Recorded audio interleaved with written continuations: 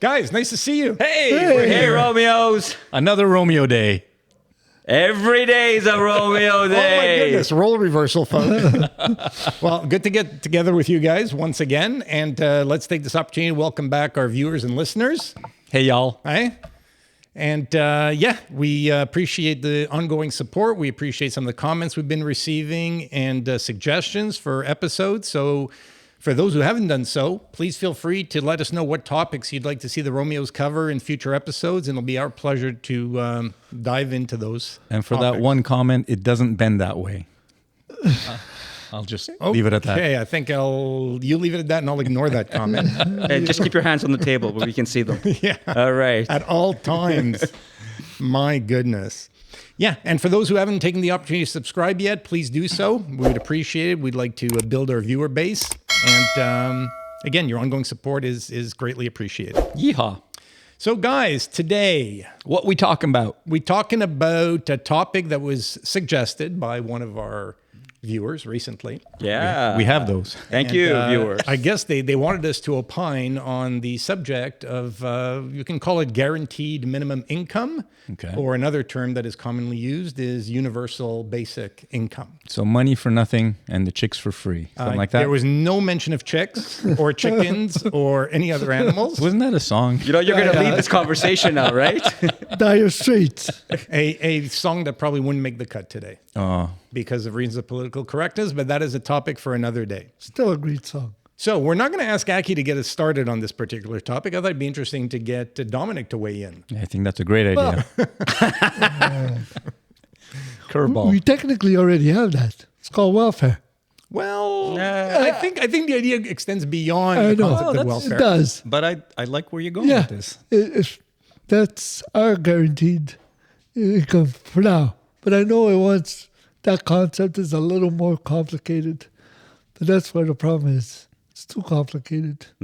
Well, you say too complicated, but don't you think it also has the potential, if implemented correctly, to simplify things as opposed to complicate them? I'll tell you what I don't like about it. If God or whatever creator had given us eternal life, we would still be rubbing two sticks together to make fire. Because it's always, I'll do it tomorrow, I'll do it tomorrow. When you don't have motivation to get up in the morning, to do your best, it doesn't work. When something is free, it gets abused. So interesting Yeah. thought, and I would say you're touching on at least one of the more negative aspects of introducing this type of a program. So it just brings to mind the notion that, like most things, there's probably some pros and some cons. So you got it started on some of the cons, which would be it would have perhaps an impact on many people of not being incented, shall we say, to work or apply the best of themselves towards earning an income. So why don't we start though with a basic definition, right? Because Yeah. he started with welfare being kind of a universal basic income in a way, which I agree with. It is. But it is with a test of do you meet the minimum requirements in order to get this money To be eligible. and to me the U in universal basic income is that everyone is supposed to get it, but I kind of agree with the fact that we should use a little bit more how can I say it, a little bit more thought into putting a check into everyone's pocket. So there should be some sort of test. In terms Well, there would have to be. there would have to be, obviously, or it doesn't make sense. Well, I would say like any social assistance programs. Right, you need Means test. a means test, exactly. Absolutely. But what that does is it just makes it makes it more like welfare. To Dominic's point, because it just extends or makes that welfare more available or richer, if you will, in terms of the payout. Okay, let me stop you there. Okay. Let's frame it this way. What problem does universal basic income attempt to solve? Well, Poverty. poverty, homelessness. In a word, poverty. Homelessness, Homelessness. won't No, I'm fix not going to that. say homelessness. I'm going to say poverty. In a word, poverty. Let's keep things as simple Agreed. as possible. Agreed. Okay.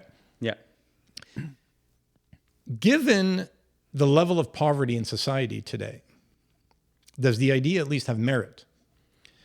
Well, So again, I like to step back a little bit and say, okay, well, right now we are where we are in society today with the amount of people who are unemployed and who are on welfare or assistance programs. And what we have to do is look at policy, but policy is forward-looking. So we need to look forward to what society will look like 5-10 years from now. And with the advent of AI and the potential for a lot more jobs being lost, especially on the lower end of the spectrum, we may see poverty spike with minimum wage workers who work, for example, in fast food, taking orders, doing menial tasks, which seem to be through time being taken over by AI or robotics or other means. So the problem isn't where we are now, because we are where we are now. Society has figured out and governments have figured out what percentage of wealth distribution is happening today. I think the question we need to talk about is, where is that going in the next 5 to 10 years? And should it increase, decrease, or stay the same? Okay. So I will agree with your comment that we need to be tackling this from a forward-looking perspective. I would disagree with the assessment that things are under control today. I didn't say under control. I said things are the way they are today, and we're not. I mean, whatever we discuss is really about the future. Would you agree that things today are not being managed effectively? All of government is not being managed effectively, as far as I'm concerned.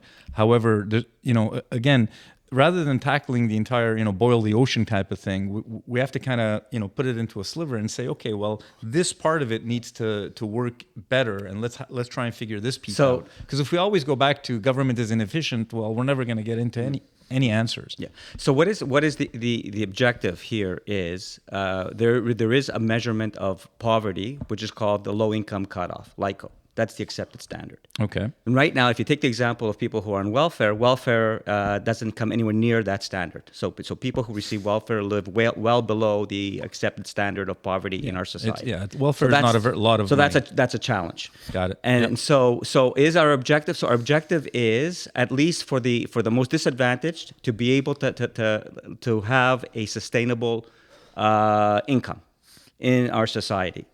So that's what our objective is here. For right? welfare or for universal basic income? Anybody. There's also the working poor. In some cities, as we know, the LICO is very, very high, and even working people. I mean, one of the facts that are on the ground right now is a lot of the people that are going to food banks have jobs. Yeah. Right. So this is what we have to focus on. And the flip side of this also means that you're consolidating. So that means you're going to eliminate other current, like welfare, and these other programs are all going to be rolled. Like, if we decide to go forward with this, then all these other support programs are going to be rolled into this universal income program. So simplification. So of programs. simplification, and that's it. To your point about, if you can't, I don't think you can look ahead and say, oh well, AI is coming, so in 5 years we're going to have massive unemployment. Society, we're going to have to deal. We have to deal with social justice, and we have to deal with future challenges and be prepared for them. But you can't keep people impoverished on the basis of theoretical projections. Well, I'm actually projecting in favor of universal basic income. Right. I'm not going against it. No, but I'm saying your earlier point, AI might come. It might have like a huge impact on the economy, right. and there could be astronomical levels of unemployment. Well, there could be high levels, and right. and typically, okay, there's the hype and there's reality, and we're kind of living through the reality of AI right now, where it's taking longer for results to show. Yeah. So the hype went through the roof. We saw that in the stock market. Things are kind of settling, if you will. So again, I'm going to suggest we look at things perhaps from a different lens. We have a problem today. Poverty is a problem today. Correct. Serious enough that we need to be considering the types of programs we're discussing today. At the same time as you're introducing the prospect of the problem becoming more severe, stressors over the course of a coming generation, yep. based on some technological innovations, yep. that could have a significant impact on work and jobs. Yep. I think that's perfectly reasonable. And I don't think we should discount it. I think it needs to be taken into consideration, because whatever programs are created and put in place need to have as part of their design, the ability to be to scale and adapt to a changing landscape. So I think it's perfectly valid and something that should be taken into consideration as opposed to being ignored. Right. So, sorry, Dominic. Yeah. So, yeah, I agree with what you just said. I'm just saying is that I can see too many, opponents and political opportunists, using that as an excuse, saying that we can't afford this because we're headed towards massive, dislocation and massive poverty. Yeah, so let's not even look at this. Let's not go down this road. So that's where I'm just being vigilant about that. I have a really firm belief that poverty, for the most part, self-imposed. No, come on. Yes. I don't know. I think it is. For the most part, not everybody. There are societal factors. He's right. He's sharing an opinion. Yes. I don't think any of us came here today to have this conversation equipped with data that would support a point of view, right? Yeah, but I see, especially in today's economy, where there's jobs everywhere. There's no reason to be... But that's the point. There are jobs. There's a good proportion of those jobs that don't pay a livable wage. They do. Bank tellers. So I'll give you an example. A Walmart sales associate. Because they're not willing to do the extra sacrifice. When you have mouths to feed at home, when you have maybe limited education. Okay, but Aki, to his point, there are gig jobs available. There's Uber Eats, Uber drivers. We know about the wages at Uber and the working conditions. But our parents, when they came to this country, worked their asses off. Okay, guys, we're gonna have to make a distinction between part of what we see in society today, which is the sense of entitlement. As opposed to coming to some agreement on qualitatively and quantitatively defining what poverty is, and ensuring as a society that we don't allow people to live below that poverty line. There's a significant difference between the two.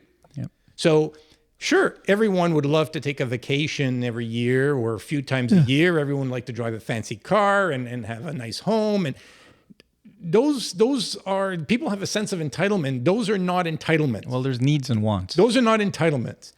But having clean clothes to wear, shelter, food. having food shelter, to eat, food, and having basic shelter, I think those should be entitlements in a society like ours. Well, those are the needs. Exactly. Needs and wants are separate, right? So agreed. You need food, you need shelter. Agreed. And you need to wear something. So, Dominic, you introduced this idea that some people are living in poverty not because society doesn't provide an opportunity for them to earn a decent living, but because they choose not to work. Yes. Or not to work hard enough. That to me needs to be part of the test. In other words, when we're determining with the introduction of certain programs who should be eligible and who shouldn't be, if you choose not to work, then you should not be receiving social assistance. However, if you cannot work or you cannot work in the type of job or environment that is going to provide you a reasonable enough income for you to afford life's necessities, then you should be eligible to receive some form of social assistance. And another belief that I have, for that system to work, it's got to be in a cashless society, because everybody will take an opportunity to work under the table and get that guaranteed income. It's going to happen. Well, you say cashless society. I don't know that cashless society is going to eliminate the opportunity for people to work under the table and be remunerated. Well, yeah. Well, for the most part. So there are different ways today to compensate people other than some of the currencies that are recognized by various countries. Bitcoin. So Dominic, to your point about working under the table, we all have obligations in society. So there's the people that are hiring these people and creating this under the table economy. Well, I mean, if we're going to undermine our society, that's the direction we're going to go in, then we're destined for self-destruction. Well, we're already there. It's already there. It's happening. Okay, well, to what extent? Governments are doing their best to not have an underground economy. To what extent? And it's huge. Okay. It's huge. Okay, so I haven't seen any precise figures about how big it is. Because It's under the Okay, table. so but it's all it undermines everything we're trying to discuss here. Let's have like a baseline. A baseline is here's the kind of society that we need to build, and these are the obligations that we have as members of that society. Okay, so instead of, I mean, you're talking about exceptions, and there's always going to be exceptions. That's not exceptions anymore. Well, it is, because not everyone works under the table. Not everyone will do it. Again, but some of the people who work under the table are not asking for government handouts. They are. No, I'm saying some are not. Yeah. So I know of people, for instance, who work a full-time job, who, in addition to that, are cleaning homes. So the full-time job is income that's reported to government. They're cleaning homes. Yeah. That money is on a cash basis. It's not necessarily reported income. They're not asking for social assistance. They're working their asses off in order to earn sufficient money to support their families. Those are not the problem. It's the ones who are taking money from society plus working under the table. Okay, but there's that corruption in every part of society.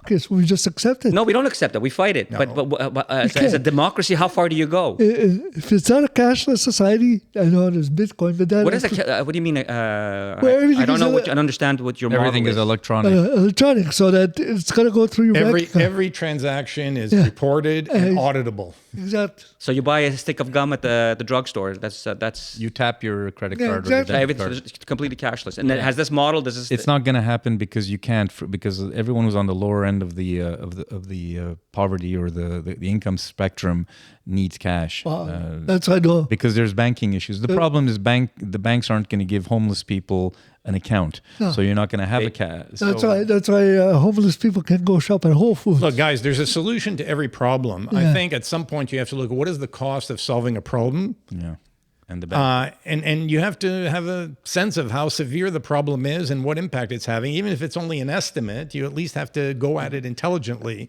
So hang on. I mean, we're going all over the place here. Yeah. How about we just ask the simple question: are we for or against universal basic income? I'm against. So he's against. For me, I think it needs to be implemented in a very methodical and very intelligent way, or else we risk all of the issues that Dominic just talked about. The problem is government, and we've talked about this in the past, government isn't really good at doing certain things. So they have to kind of get better at being able to figure out individuals' incomes, capabilities, and the tests that are the means tests that are. Okay, now you're getting into the nuts and bolts of it, and you just a moment ago said, "Yeah, you're let's right. take a step back." Okay, we just want to know: are you in favor of or against? It's a tough one for me. In the end, I'm in favor, but just damn barely. It's got to be done in a proper way, or else it's going to be a huge waste of money. So obviously, I'm in favor. And Why? I'm in favor. Obviously, Huge surprise. Dispel any uncertainty around this. Wow. I'm in favor. I lost money on that bet. I'm in favor, and basically, I mean, poverty. The costs of poverty. We know the costs of poverty are horrific on society. Okay. So we have to, we should be combating poverty, and we should be minimizing it and even eliminating it. That should be our objective. So yes, huge yes from you. Big, huge yes. No from him. I'm yes-ish. The tiebreaker. There's no tie breaking. I'm in favor of the concept. Yeah. Right. Okay. So I think that we should do everything in our power to minimize the level of poverty in Western society. The devil's in the details. Yeah, this is where some of the things you started touching on. It just gets into it real quickly. Right. But the simple answer is yes, I'm in favor. About another dimension, you take these poor people and give them a minimum guaranteed income. You think they won't be poor again? They'll be poor. So this is where it's not a lump sum. It's a monthly. No. Thing. This is where you and I differ, because first of all, not everyone who lives in poverty today should be eligible for the type of program we're discussing. Because, and I'm not saying they're in the majority. I don't have data to support any quantitative measure. But what I do know from personal experience, there are people in our society who choose not to apply themselves, who choose not to work. Yes. And who have an inflated sense of entitlement. We agree, but that's those people would not be eligible. that's minuscule. That's a minuscule. Aki, you I said don't all know. of the youth in I our don't know. society was like that. From my experience working with people, that are very much on the margins of society. There's 95% of these people don't want to be in the position that they're in. But is it They possible want to that you... improve. They want to improve their life. That's what they tell you. No, Dominic. I mean, when you look at the stories, we take a lot for granted. Family, opportunities that we've had, encouragement, mentorship that we've had in our lives. No, you're right. Right? That's not a given to a lot of people in our society. It doesn't take very much for a young person really to be left hanging and to be left to their own devices. But Aki, is it possible that you've seen that 95% because the people that you've seen are people who've come to you versus you going to them? Meaning they're the ones who have looked to better themselves. So therefore, they're the ones who actually want to get better. But is it so? No, let me finish, right? So versus people that don't bother coming to you because they don't have the desire to get better, and that's why you're not seeing that part of the poverty line or the people who are in poverty. I can tell you. I mean, just is it that beyond belief that most people, that it's human nature, you want to have like a decent life as a person. No, I understand. Whoa. So the question you just asked was. Repeat your question. Do you want to have a decent life as a human? Yeah. Which is very different from are people who have that expectation willing to apply themselves. Yeah, to work for it. Okay, right, but that's So I would argue most people you and I would come across right in life have this desire. Okay, it does. It's right. Everybody wants a quality of Pat, life. yeah, it's such a loaded answer when people say, well, I'm sorry, but to your point, well, they're impoverished because that's the way they want it, because they want to they want to exploit the system, or they they're want to lazy exploit, or whatever. they want to exploit social programs. That they are they're dishonest. That's what that you hear that's being rolled out a lot from certain circles. There's a certain percentage where that applies, but yes, your argument is that percentage is very small. Yes, his argument is maybe it's not so small. No, wait a second, guys. If they're living in poverty, then whatever exploitation they're attempting is not very effective. You may be referring to a segment of society that is leveraging a variety of programs in a less than ethical way, perhaps even illegal at times, but enjoys a reasonable standard of living, a reasonable quality of life. Those are not one and the same. No. Those are not one and the same. No, and we are speaking, from the first world, for God's sakes. Yeah. And the type of prosperity that we have, we should be able to minimize and eliminate poverty. Yeah, but okay, so the base, there aren't people who are dying in the streets because of hunger. We don't have people who are dying of hunger on our streets. But we're looking at the most recent statistics that we are seeing. We're seeing that there's a lot of kids in school who have barely enough nourishment. Right. So they have school lunch programs and so on. Right. And there are things that a government that has a heart is doing to make sure that kids, for example, exactly, and that is happening, at least in Canada and a lot of other places in the U.S. as well. Yes, it is. That's happening.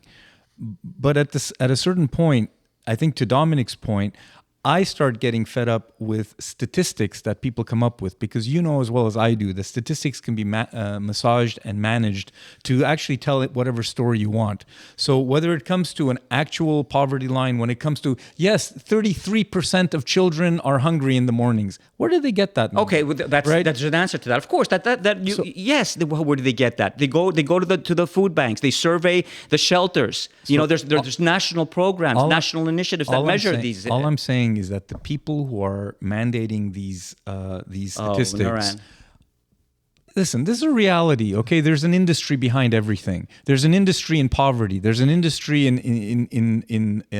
charity. There's industries everywhere, because where money is concerned, crap comes out of the groundwork. Let me just give you a little more information about that. Okay. So police officers, police forces, healthcare workers, lawyers, judges. Okay, these are the people that are raising the flag and saying, we have to do better. We have situations here that are costing us a fortune, and that are going to be like serious cancers on society. Okay, Aki, all I'm saying is the truth is important to get at, because what happens is you have polarization in society. But you have So- professionals. well, all I'm saying is that we need to do better as a society to stop the fighting between the two bitter ends. Okay, guys. So speaking of which, let's tackle this differently. Okay. Okay, because we don't have data. We don't have any statistics available to us, so we're not going to delve into Well, statistics. this is at where our point. opinions count.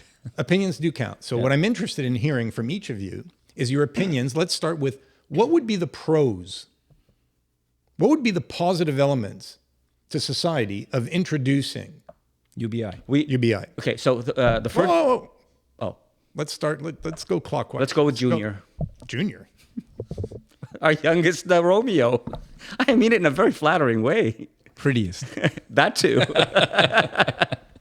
Okay. So the pros of UBI, well, it will help poverty. It will. The other thing is usually people on the lower end of the income spectrum, whatever money is given to them is usually spent because they need to spend it on the necessities of life. So from an economic perspective, rather than money going from governments going into people's savings accounts that aren't reflected back into the economy, money that's given to people that are poorer typically spend that money. So it directly goes into the economy, which is a good thing from a GDP perspective for a government as well. So to me, that's positive. So the positives of UBI is it helps people come out of poverty or potentially be better off.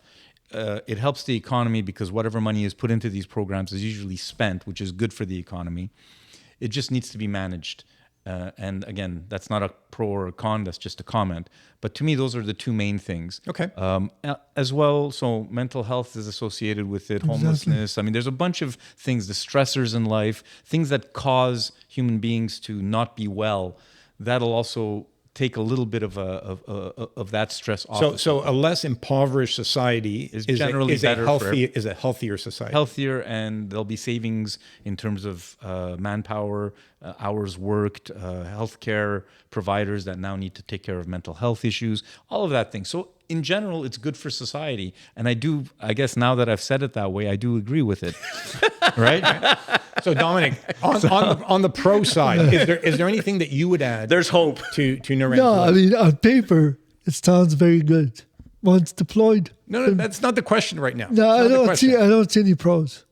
Really So you don't agree with what Naren just said? No, I mean, what he says makes sense. But, I think poverty is a lot more complicated than we think. It's not just a lack of money. It's a lack of... Yeah. So again, So we're it's trying complicated. to focus on So the give- positive elements, Yeah. if any, Yeah. of introducing. You're saying you don't see any. I don't see any. Yeah. So Okay. you so both. again, let's try and stick to the game Okay. plan just So- for the sake of simplifying the process here. Hold on. Is there anything you would add to Naren's list? I would just say make the following comment, that this would be the biggest game changer in social policy since the 5-day work week. And to your point, absolutely, poverty is very complicated. It's a lot more than just finances, but finances are an essential piece of Okay, the that foundation. has nothing to do. You're not answering the question. Answer the question. You can't handle exactly. the truth. It's Anything you would add to the list? I think it's a social revolution that has to happen. Okay, that's a comment. No, this comment. Well, It's not- that's what I'm adding. That's not a pro, a revolution. So I why said is the revolution it helps with positive? the poverty, Of it helps course, with of mental course. health. So and whatever. I will add something to the list. Thank you. Which is, I believe that the introduction of a program such as the one you're describing allows us to consolidate other social assistance programs, which leads to huge savings. Because things today, in terms of government programs to assist people who are living in poverty, are Very fragmented. Yeah, and they overlap. there are too many of them. Yeah. They're not effectively managed. Yeah, some are They're tax very credits, costly. some are, Yeah. it's Yeah. all over. It's very inefficient. Yeah, So got I it. believe that this one program could replace a multitude of other programs that are currently in Right. place. That's almost a problem from a government perspective, because now you're going to have multiple different arms of government that are going to have to. And in Have to effect, give I'm up. saying from a societal Yeah, perspective, I agree with you it's a 100%. positive. Right. Yeah, So I'm just 100%. adding that Right. to your list. Right. Yeah, it's a Right. very good point.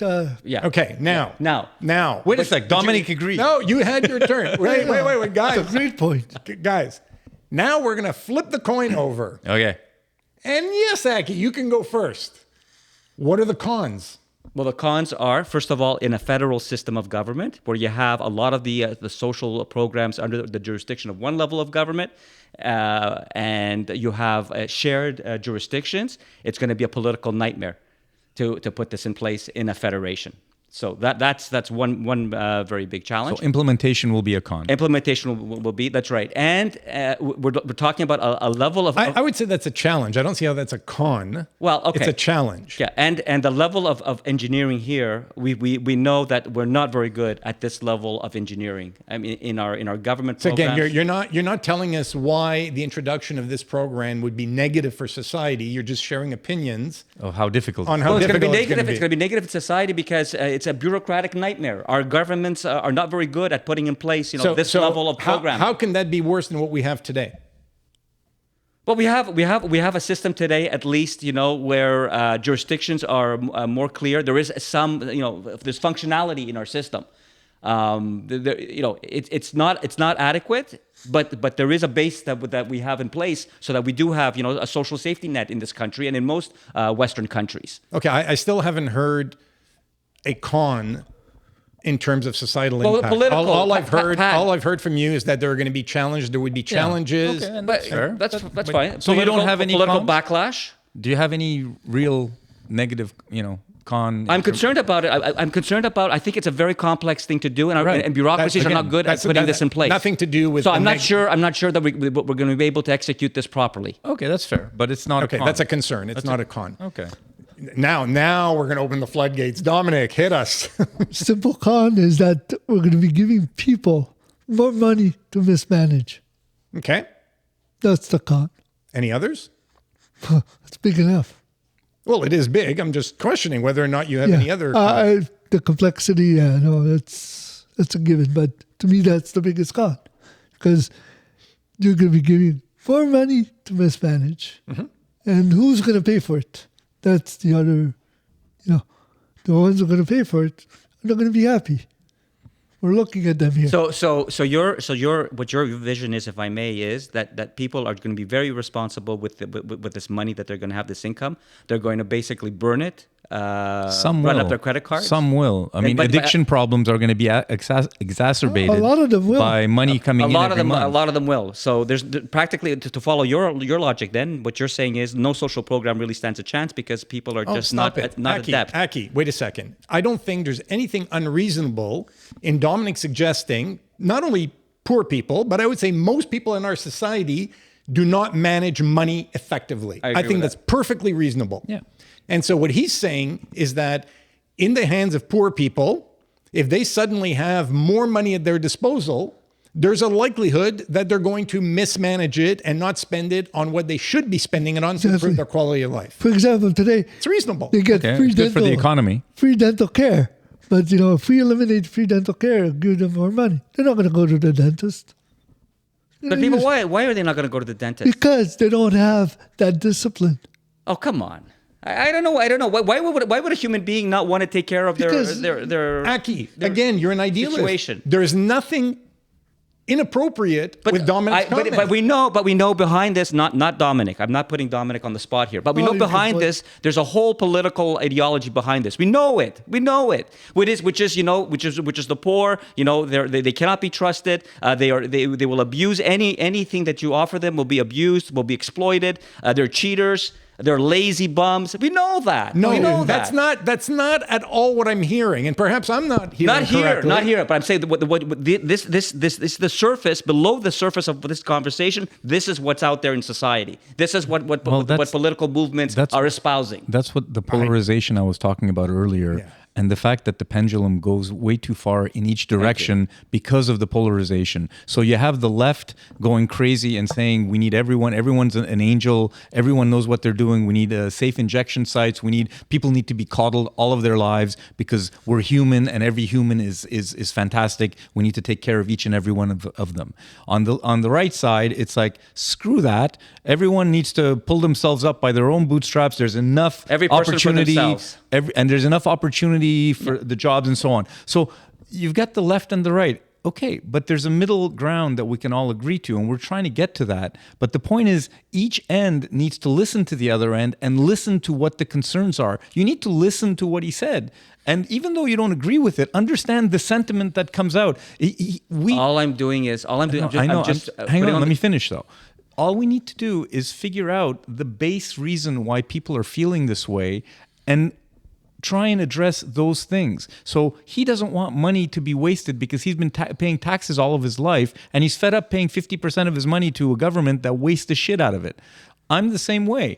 I'm sure you can agree that money's been wasted in government. Yes, of course. Okay, so that's the reason why I think, maybe I'm speaking for you a little bit, but I think that's the reason why you feel that way. And that's why all I'm doing is... So hang on, let me pontificate a little bit more. All we need to do is find a way to implement these things in a method that's not going to waste more money. If we can find that, the left and the right are going to come together. Okay, I'm not looking at solving the issues right now, just interested in the opinion. So Dominic is as entitled to his opinion as any one of us and anyone else watching and listening. Yes. So I agree with the part of what you said. I'm just curious to know whether or not there's anything else you would add on the con side of the argument. No. Okay. Naren? Well, to expand on the con part of it, I think that there's going to be a subset or a portion of the people that are under the poverty line who are going to take advantage of the UBI that's now been given to them and continue with their substance abuse issues, for example, or gambling, or whatever underlying problems they had. It's not going to fix. Mm-hmm. And that's fine. We know that that's not going to change. There's going to be a certain percentage of population who have issues, and whether it be mental issues, addiction issues, whatever, that's not, UBI is not going to solve that. Right. From a con perspective, honestly, I think it's the most humane, best way for a society to treat folks who are impoverished. But there's got to be an implementation that makes sense, that helps people, and that helps people rise up as opposed to just give them handouts. Okay? Mm-hmm. And people will appreciate that if it's done properly. I don't think there's a con. I think it's the right thing to do. It's just the implementation is going to be a nightmare, but it has to be done right. And if it is done right, the left and the right can get together and agree on it, I think, because it's going to save money overall. That's what we need to figure out, how to save money overall. Well, it's not just about saving money. I think that's this particular big part case. of it. No, I think it may be one of the benefits of this type of crime. But again, let me explain why I'm saying that. Well, let me just add to the list, because I just want to focus now on the pros and cons, and then we can look at So you have more cons. Well, I have at least one more. Okay, cool. Which is, I think that this type of program could act as a disincentive for people whose mindset is one of not necessarily being driven or motivated to make any kind of contribution to society and care for themselves or their families.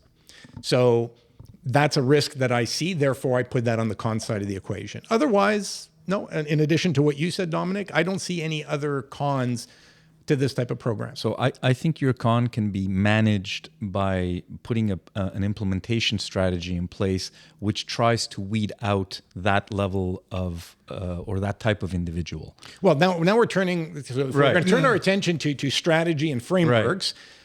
Clearly, what you want to do is capitalize on the pros to the fullest extent possible, and counter some of the risks and cons to the fullest extent possible. Absolutely. Yeah. And this is where things get awfully complicated. Well, that's the devil in the details we talked about. And I think we can all agree that because of jurisdictional issues, because of overlap, because there are different government programs that are instigated by different sections of government who want to keep their programs because that's how they're funded.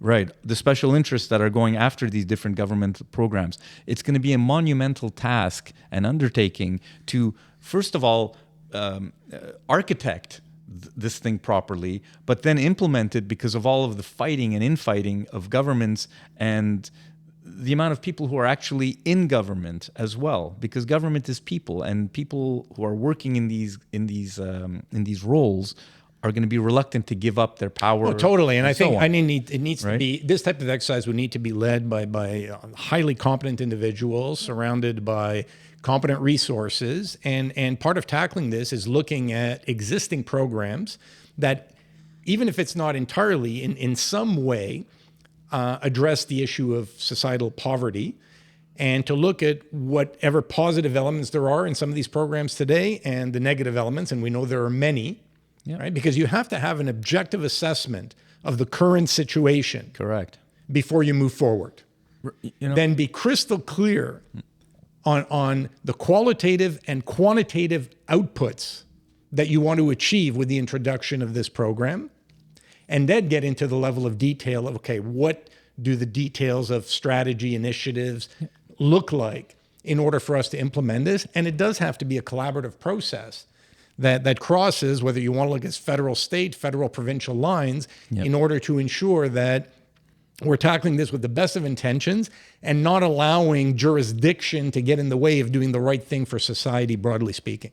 I would love to spend the next 2 years of my life with a handful, 10 bright people, you guys, a bunch of folks, getting into a room and actually architecting this thing, because it's not an impossible task. No. Because what you just said is exactly what we would do, right? You would first ascertain what are all of the existing programs, every single one, each province, each state, each federal program, everything. Put them down, overlap. Okay, draw the Venn diagram. Who are they helping?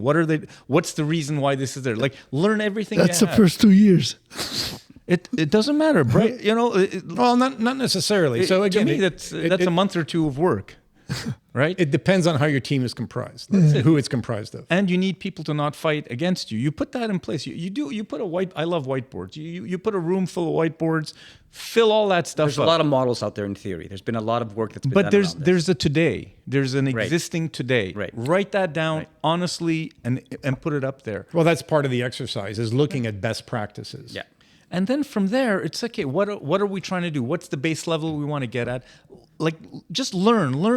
And at that point, you can architect something that makes sense. It's not going to be 100% effective, but even if it's 80% effective, it's a hell of a lot more effective than what we have today, and it's going to save money. I am freaking convinced, as you said. I am convinced it's going to save money, and it's going to make everyone better off. I don't remember the precise numbers, but the numbers are astronomical. I mean, people who have looked at this, the cost of this to the economy is astronomical. So the other thing that I want to get away from... So to put in place... The cost of what? Of the UBI. Putting in place a UBI for a whole country. The cost of not doing it, or doing it? They're doing it in addition to what's being done today? No. Even with consolidating and eliminating everything else, and UBI becomes your universal Well, it depends on the amount. I have no idea who would have done that exercise. Yeah. There's... how credible... Yeah, it depends on the amount. Yeah. It definitely depends on the amount. Who was it in the States, for example? Andrew Wang? He was one of the presidential candidates. And that was like a key part of his platform was universal income, and he's a tech guy. And well, I would do it differently as well. There's a whole issue with all of the way we're taxed as well. I would love to have a flat tax across the board. Yeah. I'd love to simplify everything. But that's in place in some countries, and most accountants will lose their jobs at that point. That's fine. Sorry, but if you can simplify your tax code and have a flat tax across, or very simple type of tax across businesses and individuals, so that your tax code doesn't have all sorts of freaking layer upon layer. Yeah, and the starting point, and your point is excellent. Let's drop the demagoguery. Let's have like a real rational, sensible conversation. Use our heads on this, and not our ideological. Well, put us in charge, man. There you go. So, that's where I get very suspicious. When you have from ideology that seeps into this. Put her in charge. Yeah. So one of the guiding principles could very well be there's no additional funding. Yeah. We can't afford it. If we want to do this, do it right. Then we're going to do it based on recapturing inefficiencies that exist in various programs today, and applying those resources towards a program that is going to be far more effective and efficient. Basically a white sheet exercise. You start from scratch, but the principle is you don't spend more. I would love to do that. Zero-based budgeting. I would love to do that. That for me would be, I'll give 2 years of my old ass life. It's going to take more than 2 years. Way more. Listen, if I feel that after 6 months, then something's wrong. But I don't think he's inviting any lawyers or accountants to the table. Yeah. So it could be done within 2 years. Yeah, exactly. Come on, this group, we can do it, guys. So here's something which I think is going to... Do we have to include Aki in the exercise? I think we do. See what I mean? The ideologue. He's the heart. The ideologues. If we're a body, He's the heart. So here's I may be the ass, but you're the heart. so here's something else for us to consider. Or two cheeks. There was this exercise. This is, and I know that this is going to be quite an animated discussion, because this exercise, we have an example of an exercise of this scale being done in our society. I'm talking about Canada. Okay. When we talk about our healthcare system, our socialized healthcare system was Okay. exactly that. When it was started, it was exactly that. They were dealing with the jurisdictions, hospitals, healthcare. That was provincial jurisdiction, but we were able to build a national socialized healthcare program, and in other Western societies as well, especially in Europe. In the United States, they haven't gotten to that point yet. How did that turn out? Right? Well, that's it. I'm just saying from an architect point of view, right? I don't think we can argue that the actual putting together of our socialized program was badly done. And I don't think we have, the theory of socialized healthcare right now, it's accepted. It's accepted. We all accept it in Canada. Your comment of demagoguery and what's happened since then applies. I think successive governments have decided to retool, retinker, redo, and we are where we are today. But all I'm saying is I'm just going back to saying that at the beginning we put together a national program that brought together all the jurisdictions, that brought together the healthcare professionals, all the concerned parties, came around the table, and the country was able to build a socialized healthcare program. So you're saying we can do this? I'm just thinking in terms of our concerns. I can go back to that example where it was done. Yeah. Where we're at right now, that's another conversation. I think it still can be done. Okay. So we get a new government. The way our government works in Canada, anyway, it's basically you're a dictator for 4 years.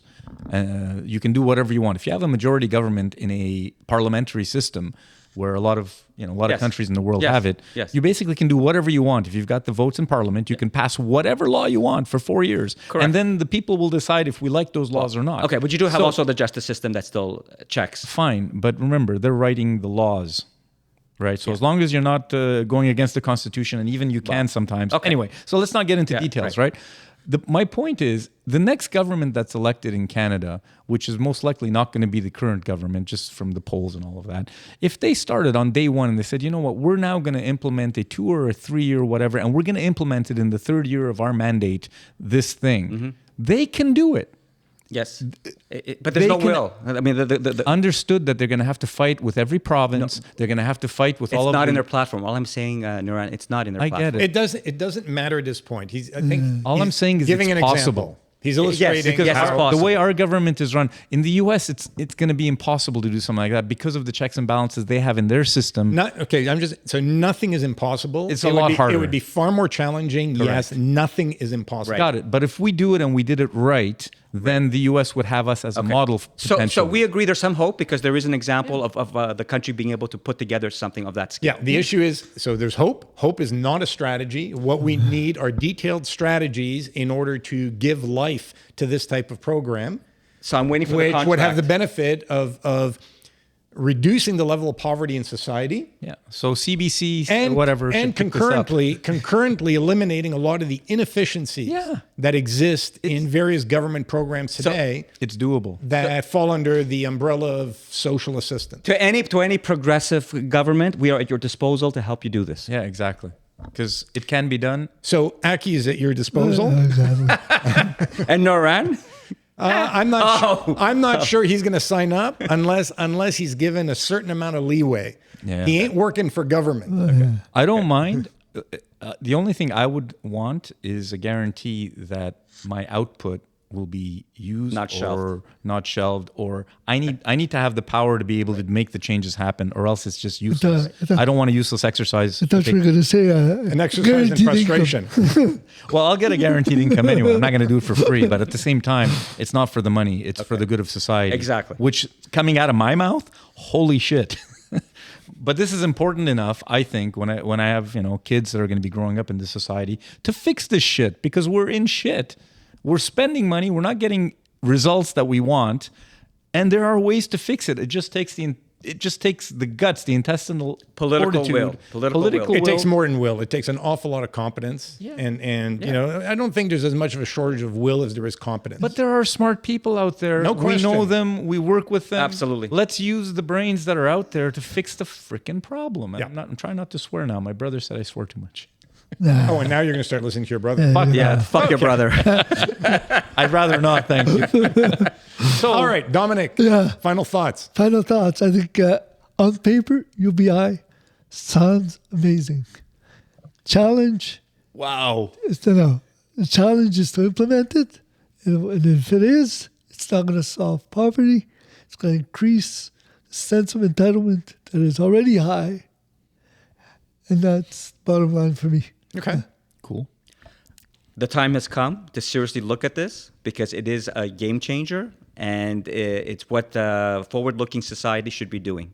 Yeah. I don't expect it to be perfect, anywhere close to perfect, but sure as hell believe that we can conceive of and bring to life a program that is going to be far more effective and far more efficient than the multitude of social assistance programs we have in place today that attempt to deal with poverty in society.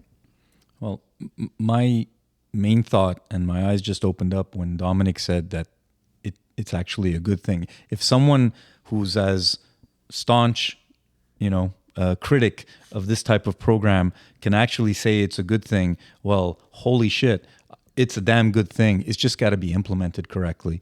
And we all agree it's not going to be easy, but if we can implement something like this properly from in a society, it's going to be a game changer, like you said, Aki, and it's going to be fucking amazing for everyone. Yeah. So we just got to do it right. So let's do it. All right. Well, good conversation, guys. Thanks. Thank you. Thanks to our To our listeners. viewers and listeners, thank you. And please weigh in. Let us know what you think of the opinions we've shared. Any topics that you would like us to tackle, we'd be more than happy to take a look at and consider. And we look forward to having you join us next week. Thank you. Thanks, guys. Bye.